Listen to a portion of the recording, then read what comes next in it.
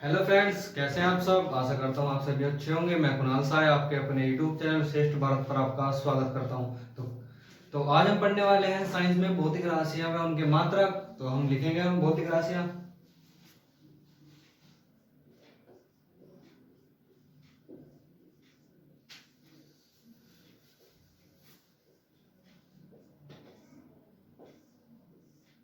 ये दोस्तों भौतिक राशि के लिए कहते हैं, इनकी परिभाषा जानेंगे कि दुनिया में जो भी कुछ मापने योग्य है उसे हम भौतिक राशि का नाम दी जाती है। जैसे कि ताप और द्रव्यमान, समय और पदार्थ की मात्रा, ये सब जिसमें मापे जाते हैं उन्हें भौतिक राशि का नाम दिए जाते हैं।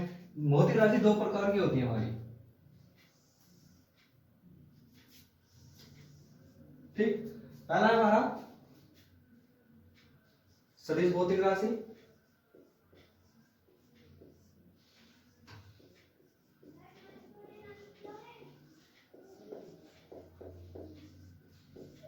दूसरा है हमारा अदिश भौतिक राशि।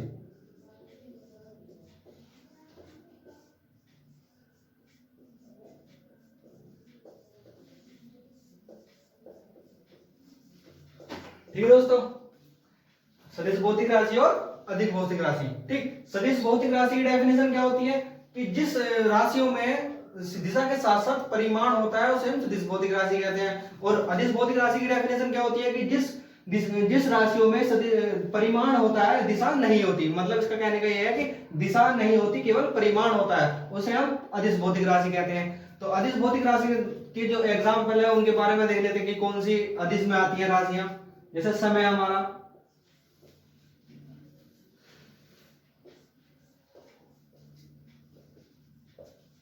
ठीक है दोस्तों। समय समय को कैसे डिफाइन करेंगे हम कि जैसे कि एक स्थान पे समय इतना हुआ है कि दूसरे स्थान पर समय उतना हुआ है। अलग अलग स्थान पर समय समय जो अलग अलग ही होता है। तो इसमें क्या दर्शाया गया है कि इसमें दिशा कुछ नहीं है, सिर्फ ये दिखाया गया है कि परिमाण परिमाण है। ठीक, अगला है हमारा द्रव्यमान यानी मास। ठीक, मान लिया कोई पिंड रखा हुआ है, जैसे 2 केजी का कोई पिंड रखा हुआ है जिसका भार 2 केजी है। ठीक दोस्तों, ये पता नहीं है कि इसका दिशा इधर की तरफ है या इधर की तरफ है, इधर की तरफ है या इधर की तरफ है। बस ये पता गया है कि इसका जो परिमाण है वो 2 केजी एक स्थिर जगह पर रखा हुआ है। ठीक है दोस्तों, अगली हमारी चाल यानी स्पीड। ठीक, स्पीड स्पीड को कैसे डिफाइन करेंगे हम कि जैसे कि मान लिया कोई व्यक्ति किसी बाइक वगैरह से 40 किलोमीटर प्रति घंटे की रफ्तार से जा रहा है। अब हम ये कैसे तय करेंगे कि ये जो बाइक है हमारी वो उत्तर की दिशा में जा रही है, दक्षिण की दिशा में जा रही है, पूर्व की दिशा में जा रही है, पश्चिम की दिशा में जा रही है। सिर्फ हमें ये मालूम है कि उसका जो परिमाण है, यानी जो उसकी व्यक्ति है और जो उसकी बाइक है वो गति कर रहे हैं। हमें ये नहीं पता कि कौन सी दिशा में जा रहे हैं। ठीक है दोस्तों, अगला है हमारा लंबाई, लेंथ। ठीक, लंबाई को कैसे डिफाइन करेंगे कि जैसे कि मान लिया कोई वस्तु जिसकी लंबाई 2 मीटर। ठीक, कोई वस्तु रखी हुई है 2 मीटर, सॉरी कि कोई वस्तु 2 मीटर लंबाई की है। ठीक है, अब हम ये डिफाइन कैसे करेंगे कि ये वस्तु जो रखी हुई है किस दिशा में रखी हुई है, इसका मुख किस दिशा में है, इस दिशा में है क्या इस दिशा में तो इसमें दिशा नहीं है, केवल परिमाण होगा। अगली है ऊर्जा यानी एनर्जी। ठीक है दोस्तों, एनर्जी जैसे कि कोई वस्तु पर कोई व्यक्ति 4 न्यूटन का बल लगा रहा है। ठीक, अब वो वस्तु व्यक्ति के द्वारा धकेली जा रही है। अब ये कैसे डिफाइन करेंगे कि हम ये वस्तु इस दिशा में धकेली जा रही है, इस दिशा में धकेली जा रही है, इस दिशा में धकेली जा रही है। तो इसका मतलब ये होता है कि इसमें परिमाण होता है, केवल दिशा नहीं होती। ठीक है दोस्तों, तो ये तो हो गए आपके अदिश भौतिक राशि के उदाहरण। अब हम देखेंगे सदिश भौतिक राशि। मैंने इसकी डेफिनेशन आपको बताई थी, एक बार और बता देता हूं कि जिस राशियों में परिमाण के साथ साथ दिशा भी होती है उसे हम सदिश भौतिक राशि कहते हैं। जैसे इसके एग्जांपल देखेंगे हम, विस्थापन,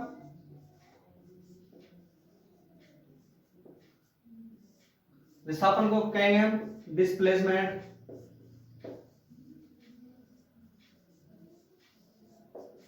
ठीक। विस्थापन, अब इसका उदाहरण कैसे समझेंगे कि मान लिया कोई वस्तु यहां से चलकर वापस उसी स्थान पर आ जाती है, ठीक। विस्थापन उसी से बोलते हैं कि दोस्तों कि कोई वस्तु एक बिंदु से चलकर वापस उसी बिंदु पर आना उसका विस्थापन होता है। तो उसका विस्थापन का मान उस स्थान पर शून्य होता है।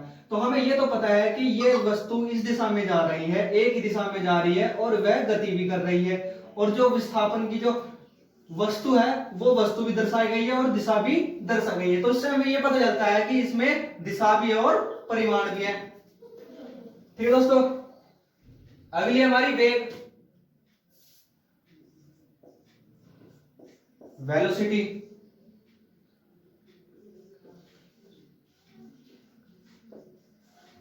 ठीक है दोस्तों। वेग, वेग को कैसे दर्शाएंगे हम कि जैसे मान लिया कोई वस्तु यहां से यहां जा रही है, ठीक। कोई वस्तु v वेग से इस स्थान पर जा रही है, ठीक। t समय पर जाने में उसको समय कितना लग रहा है, t लग रहा है, ठीक। t समय पश्चात कोई वस्तु एक स्थान से इस स्थान पर जा रही है और उसका वेग v है, ठीक। तो हमें यह भी दर्शाया गया है कि वस्तु गति भी कर रही है, ठीक, और एक ही दिशा में गति कर रही है। तो इससे पता चलता है कि वस्तु का वेग जो उसमें परिमाण भी है और दिशा भी है, ठीक है दोस्तों। अगला है हमारा त्वरण, यानी एक्सेलरेशन।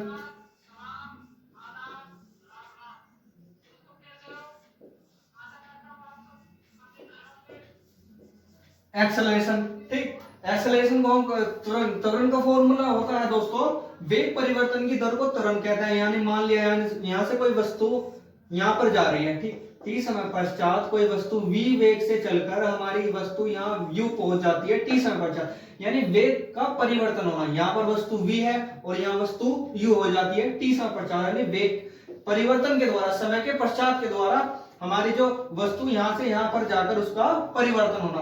तो ये इससे पता चलता है कि इसमें दिशा भी है और समय का भी अंतर दिखाया गया है। तो दिशा के होने के साथ साथ इसमें गति भी दिखाई गई है और परिमाण भी है, मानी v वेग और यहां पर हो गया उसका u वेग। अगली हमारा बल, फोर्स, ठीक है दोस्तों। फोर्स को कैसे डिफाइन करेंगे, जैसे कि मान लिया कोई व्यक्ति कोई पिंड को धकेल रहा है, ठीक, आगे की तरफ धकेल रहा है। यहां पर उस पिंड का t समय पश्चात वह पिंड यहां पर खिसक कर यहां पर इस स्थान पर आ जाता है। व्यक्ति द्वारा t समय पश्चात यह पिंड खिसक कर इस स्थान पर आ जाता है। तो इससे यह पता चलता है कि जो हमारी जो t समय पश्चात जो गति हो रही है वो उसमें गति भी दर्शाई गई है और परिमाण का भी अंतर दर्शाया गया है। तो यह भी एक सदिश राशि में ही आएगी, ठीक है दोस्तों। अगला हमारा चुंबकीय क्षेत्र की तीव्रता,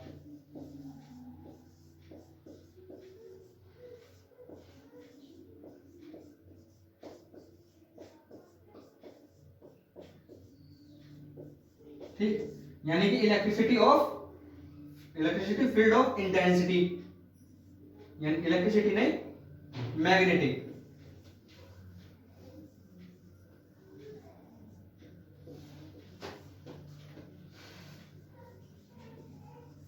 इंटेंसिटी, ठीक। इसको कैसे दर्शाएंगे हम कि माना कोई दो चुंबक रखी हुई है ऐसे, ठीक, इसका ये नॉर्थ है ये साउथ है। अगर ये नॉर्थ होती और ये भी नॉर्थ होती तो ये एक प्रतिकर्षण होती, ठीक। अब ये नॉर्थ साउथ है तो एक दूसरे की ओर आकर्षित होगी, ठीक। तो इससे पता चलता है कि हमारा कि एक दूसरे की ओर आकर्षित भी हो रही है और इसकी परिमाण भी है, ठीक, परिमाण भी है और इसमें दिशा भी दर्शाई गई है, ठीक। तो दोस्तों ये तो होगी हमारी भौतिक राशियां। अगला टॉपिक है हमारा मात्रक, ठीक, मात्रक पढ़ते हैं।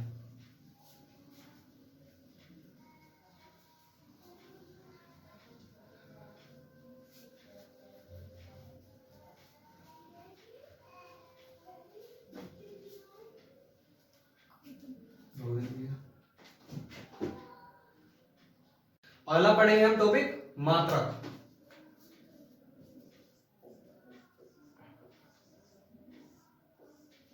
ठीक, मात्रक की डेफिनेशन क्या है, यानी कि परिभाषा क्या होती है इसकी, कि मात्रक वह भौतिक पैमाना है जिसकी सहायता से हम किसी भौतिक राशि का मान ज्ञात कर सकते हैं। ठीक है दोस्तों, मात्रक वह भौतिक पैमाना है जिसकी सहायता से हम किसी भौतिक राशि का मान ज्ञात कर सकते हैं। ठीक, मात्रक दो प्रकार के होते हैं। पहला होता है हमारा मूल मात्रक,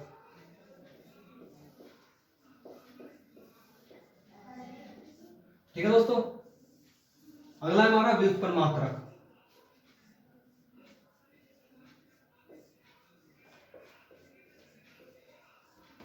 ठीक, मूल मात्रक की डेफिनेशन क्या होती है, कि मूल मात्रक की डेफिनेशन ये है कि मूल राशियों को व्यक्त करने के लिए हमें जिन मात्रकों की आवश्यकता होती है उसे हम मूल मात्रक कहते हैं। ठीक दोस्तों, इसमें एक वर्ड आया है मूल राशियां। मूल राशियां किसे कहते हैं, तो मूल राशियां होती हैं 9। ठीक, पहले मूल राशियां थी हमारी 7, अब बाद में मूल राशियां हमारी 2 और एक्स्ट्रा हो गई है, तो हमारी मूल राशियां हैं टोटल 9। मूल राशि के बारे में भी हम आगे अध्ययन करेंगे इसका।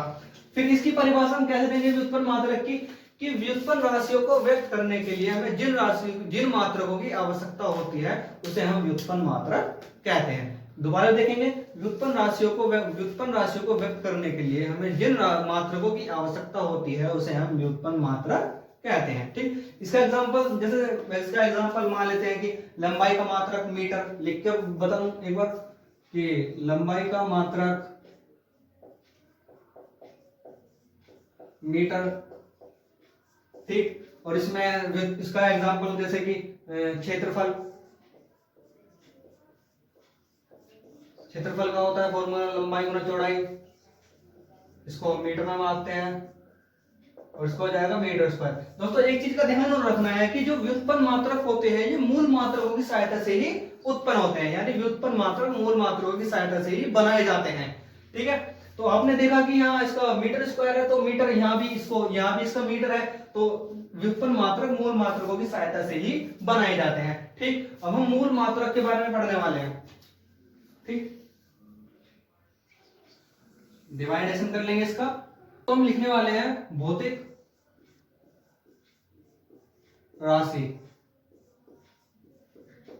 ठीक, भौतिक राशियों को हम मूल राशियां कहते हैं। इसमें एक वर्ड आया था मूल राशि, उसको भी हम भौतिक राशि का नाम दिया जाता है। ठीक, यहाँ लिखेंगे हम मात्रक, यानी मूल मात्रक।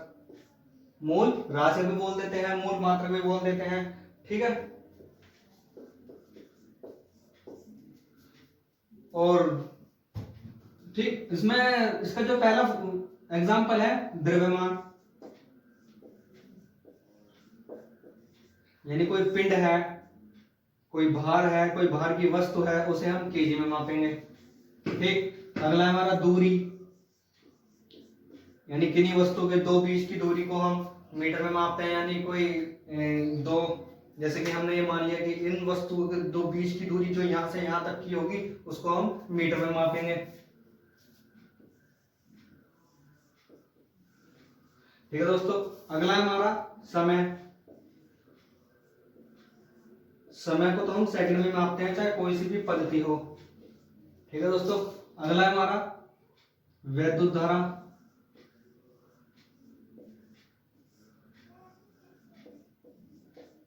ठीक है दोस्तों, वैद्युत धारा को हम एम्पियर में मापते हैं। ठीक, अगला हमारा ताप को हम केल्विन में मापते हैं।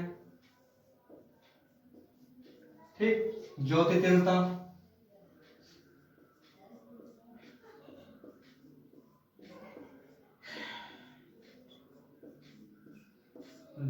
को हम कैंडला में मापते हैं। ठीक, अगला है पदार्थ की मात्रा,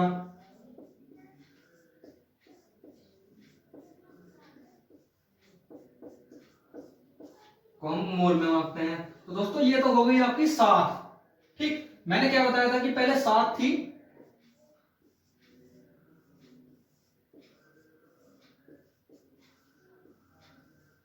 मैंने क्या बताया था कि पहले हमारी 7 मूल राशियां थी। ठीक, और बाद में 2 बढ़कर एक्स्ट्रा हो गई है, जिसे हम 9 मूल राशियां कहा जाता है। तो यहां हम 2 लिखेंगे, रेडियन, और स्टेरेडियन।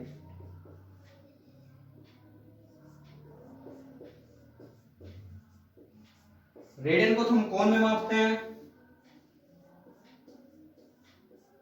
और स्टेरेडियन को हम घन कोण में मापते हैं। ठीक है दोस्तों, देख लेंगे एक बार ठीक से।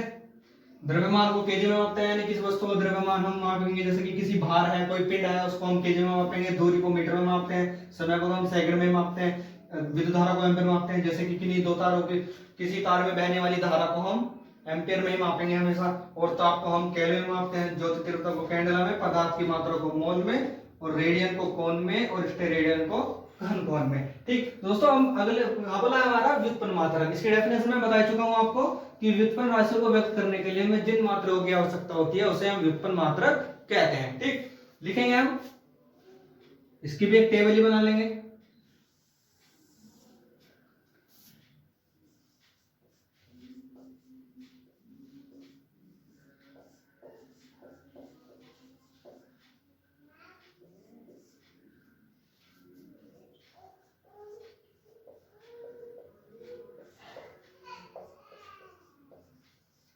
ठीक, पहला हमारा आयतन।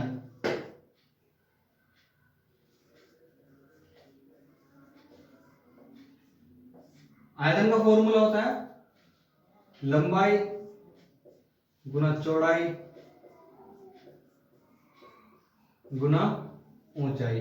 ठीक, तो इन तीनों टर्म को ही हम, जैसे हम यहां देख लेते हैं एक बार एग्जांपल के तौर पर। ठीक, इसकी जो ऊंचाई है और इसकी जो चौड़ाई है और इसकी जो लंबाई है, लंबाई चौड़ाई ऊंचाई, इसको हम तीनों टर्म को ही हम मीटर में मापेंगे।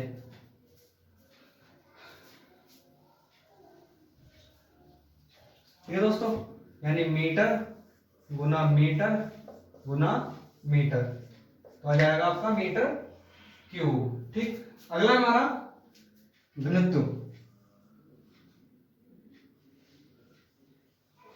घनत्व का फॉर्मूला होता है द्रव्यमान बटे आयतन।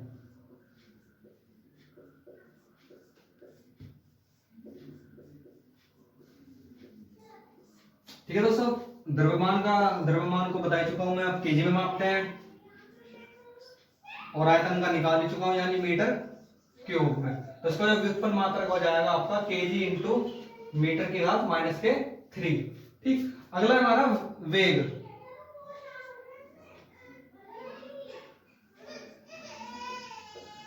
वेग का फॉर्मूला होता है विस्थापन बटे समय।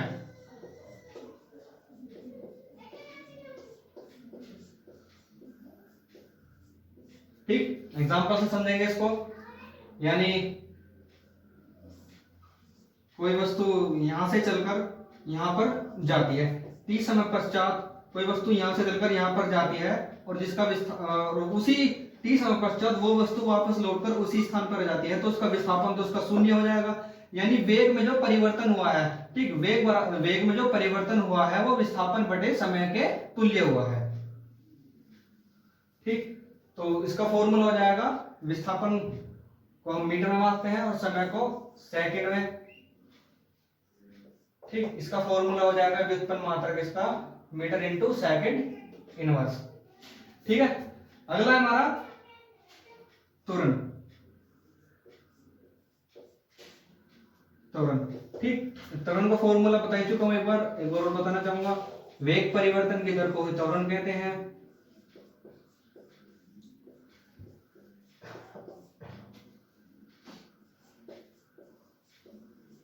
ठीक, मान ले कोई, यहां समझाऊंगा इसका एग्जांपल कि कोई वस्तु v, मान ले कोई वस्तु यहाँ v है, t समय पश्चात वो वस्तु यहाँ पर पहुंचकर उसका मान u हो जाता है। ठीक, मान, ठीक, आपको देख भी रहे हैं फॉर्मूले से वेग परिवर्तन हुआ है, इसमें यहाँ v था, यहाँ u हो गया। ठीक, वेग परिवर्तन की दर यानी समय को हम त्वरण कहते हैं। तो फॉर्मूला लिखेंगे, वेग परिवर्तन, वेग तो वेग को हम निकाल चुके हैं, यानी मीटर, इसकी टर्म में लिख लेंगे हम, मीटर इंटू मीटर बटे सेकंड अपॉन समय को हम सेकंड में मापते हैं, तो व्युत्पन्न मात्रक इसका हो जाएगा मीटर इंटू सेकंड स्क्वायर। ठीक है दोस्तों। अगला है हमारा बल। बल का फॉर्मूला होता है द्रव्यमान गुना त्वरण।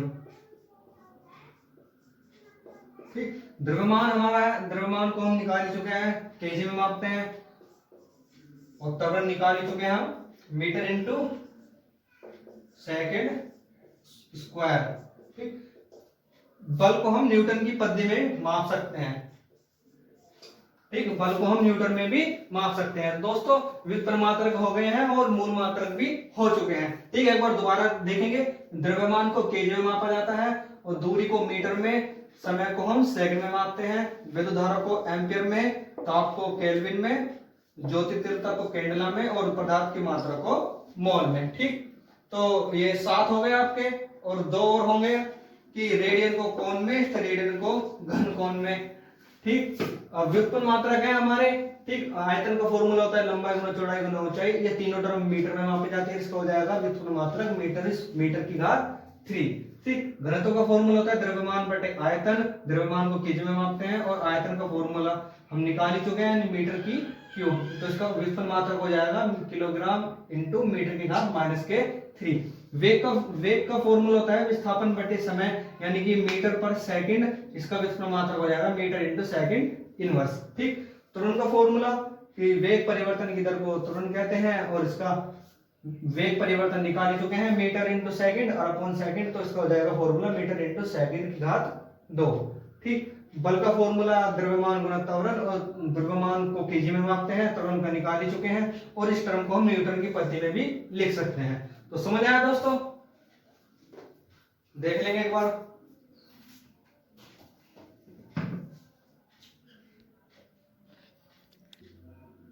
दोस्तों अगले पढ़ेंगे हम प्रणाली, यानी कि पद्धति। ठीक, कि हमारी कौन कौन सी पद्धति अपनाई गई है, कौन कौन से वैज्ञानिकों ने अपने तर्क दिए हैं। ठीक, सभी वैज्ञानिकों ने अपने अपने अलग अलग तर्क दिए हैं, उनके बारे में पढ़ने वाले हैं। तो पहला था हमारा फुट, यानी कि FPS। ठीक, यानी फुट, इसको दूरी को मापेंगे हम फुट में।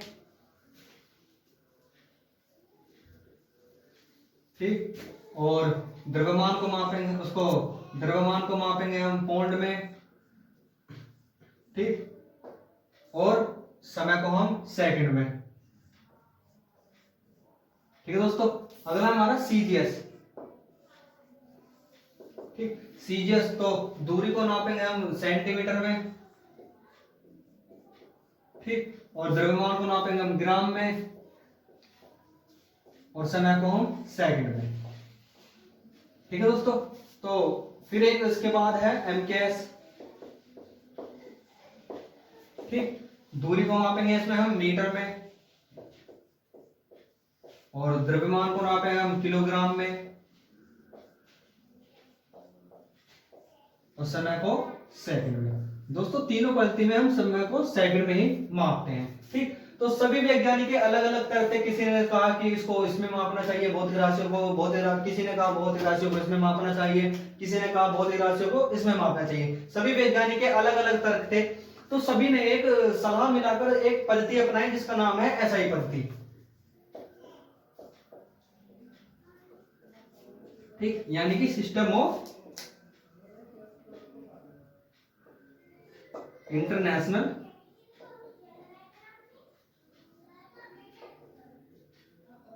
यूनिट। ठीक, तो सभी मतलब ये है कि इसका ये रूप मॉडिफाई किया हुआ रूप SI पद्धति है। ठीक, सभी जो भौतिक राशियां हैं SI पद्धति में मापी जाती है। ठीक दोस्तों, फ्रांस में इसकी एक बैठक हुई थी कि भौतिक राशि जितनी भी हैं वो SI पद्धति में मापी जानी चाहिए। ठीक, तो इसके बाद 1 अप्रैल